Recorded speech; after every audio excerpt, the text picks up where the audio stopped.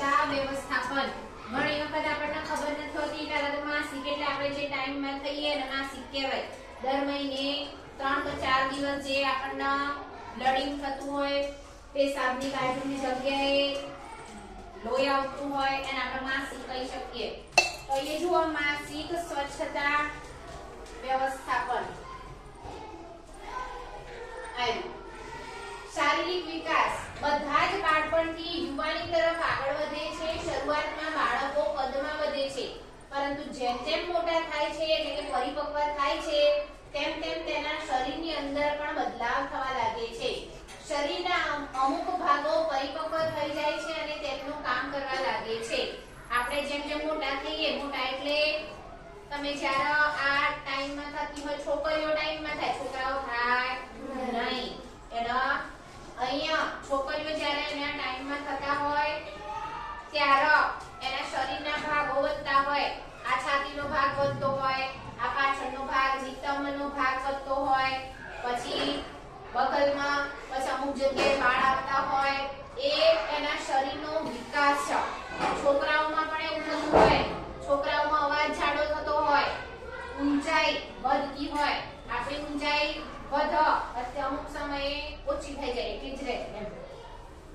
તો અહીંયા શરીરના વિકાસો થતા હોય છે. ચિત્ર બતાવી જો, નાનું બાળક છે, થોડું મોટું થયું, આ છોકરી થઈ થોડી મોટી થઈ, પછી એ સ્ત્રી બનતી હોય છે મોટી થાય ત્યારે. જો આનો વિકાસ.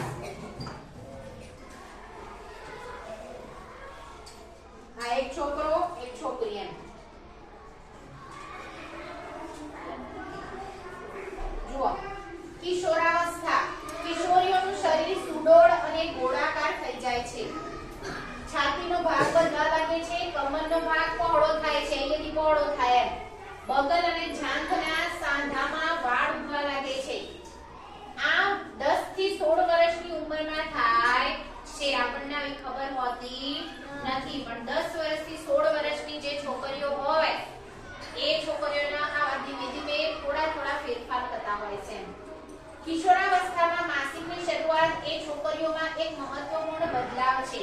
ઘણી વખત આપણા ઘેર જ્યારે પહેલી વખત આપણે થયા હોય એટલે વિચારવાનું એ વખતે કેવું હતું. ઘણી છોકરીઓ બધા રડવા લાગે, આ શું થયું, કઈ વાગ્યું તો શું થયું એમ થઈ જાય. એટલે એવા સમયે આપણને કશી જ ખબર હોતી નથી. આપણે મમ્મીને પૂછીએ, બધા પપ્પાને પૂછીએ કે ભાઈ આ શું થયું મને એમ. તો ઘણી છોકરીઓ રડવા લાગતી હોય છે કેમ કે એને આવી બધી પહેલાથી જાણ હોતી નથી. જુઓ છોકરાઓમાં પણ બદલાવ આવે છે. તેમના ખભા પહોળા થાય છે. છોકરાઓમાં પણ ભલે ટાઈમમાં ના થતા હોય, છોકરાઓ ટાઈમમાં થાય ભાઈ ના, પણ છોકરીઓ થાય. પણ છોકરાઓમાં પણ થોડો એમનો પણ વિકાસ થતો હોય તો એ વિકાસ દરમિયાન એમના ખભા પહોળા થાય છોકરાઓમાં. લંબાઈ અચાનક વધી જાય છે. છોકરાઓમાં લંબાઈ તમે જો છોકરીઓ કરતા છોકરાઓની લંબાઈ ઘણી વખત વધારે હોય છે મોટા ભાઈ. અવાજમાં બદલાવ આવે. છોકરાઓ જ્યારે નાના હોય 10-15 વર્ષથી ધીમે ધીમે જ્યારે મોટા થતા હોય ત્યારે છોકરાઓમાં અવાજ કેવો થઈ જાય, ઘેરો જાડો અવાજ થઈ જાય છોકરાઓનો. બગલ અને જાંઘના સાંધામાં તથા ચહેરા પર વાળ ઉગે છે. છોકરાઓમાં શું બદલાવ આવે તમને ખબર હશે? દેખાય એવો ફેરફાર. બોલો છોકરાઓ મોટા થાય ત્યારે શું જોવા મળે? હા શું આવો? દાઢી આવી જાય, મૂછ આવો. છોકરીઓમાં આવો ના આવો. છોકરીઓમાં ના આવો દાઢી મૂછ. તો છોકરાઓમાં પણ આ રીતે ફેરફાર થતો હોય છે. જુઓ પ્રથમ માસિક 9 થી 16 વર્ષની વચ્ચે આવે છે. જન્મ સમયથી જ મહિલાઓના શરીરમાં ગર્ભાશય હોય છે.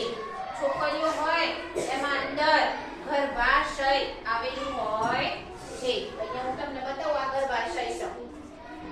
જ્યારે છોકરીઓ પછી મોટી થાય અને મેરેજ લગ્ન થાય, લગ્ન પછી આ ગર્ભાશયમાં બાળક રહેતું હોય. જેમ આપણું ઘર હોય ઘરમાં રહીએ ને એમ જ્યારે બાળક નાનું હોય, બાળક એટલે આમ તો ભ્રૂણ કહેવાય, તો જે પહેલા મહિનાથી લઈને 9 મહિના માની ટૂંકમાં અંદર રહેતું હોય.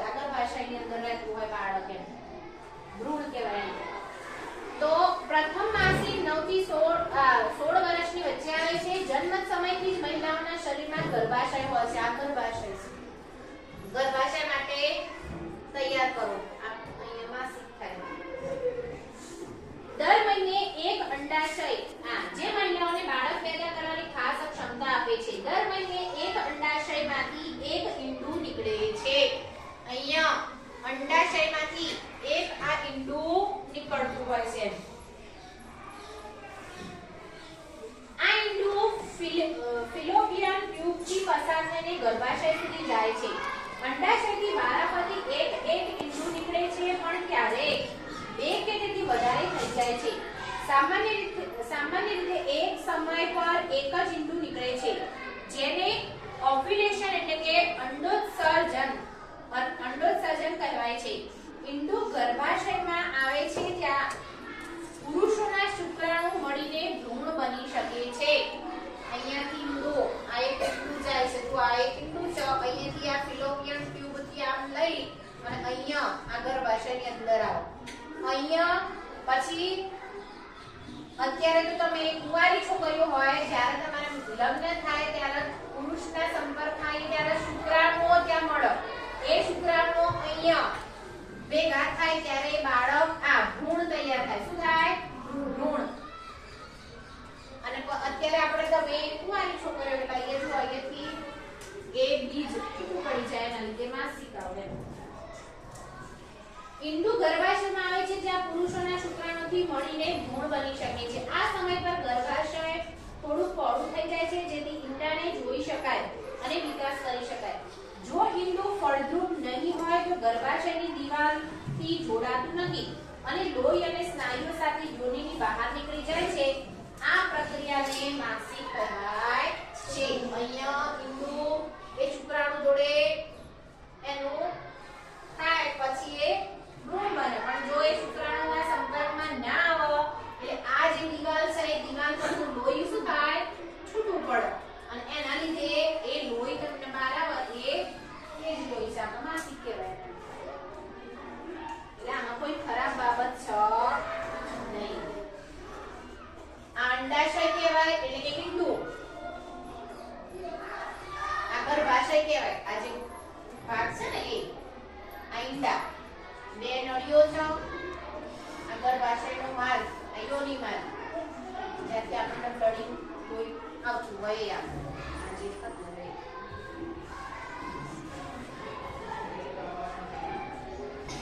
જુઓ. હવે ઘણી બધી ખોટી માન્યતાઓ પણ હોય છે ને ગેર માન્યતાઓ. આપણા ઘેર ઘણી વખત મમ્મી કહેતા હોય કે ભાઈ આવા સમયે કેળવવું જોઈએ નહીં. આ બધી ગેર માન્યતાઓ છે. ઘણી વખત આપણા મોટા બેન હોય, તમારી મમ્મી પણ જો આવા માસિકમાં થતા હોય ત્યારે ઘરમાં કે કોઈ અડવાનું નહીં, પાડતા હોઈએ છીએ. પાડો છે ને, ઘણા મોટા ભાગે પાડતા હશે. પછી એક મંદિરમાં અડાડ કરવાનું નહીં, દીવો સળગાવવાનો નહીં, અગરબત્તી કરાય નહીં. તો આ બધી ગેર માન્યતાઓ. શું છે ભાઈ?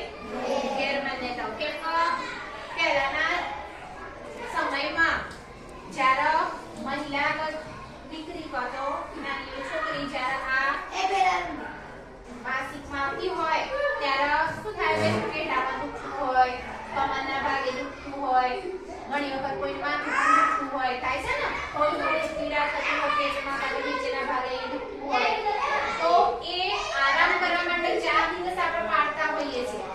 પણ આપણે ખોટો અર્થ કરી દીધો કે ભાઈ 4 દિવસ સુધી અડા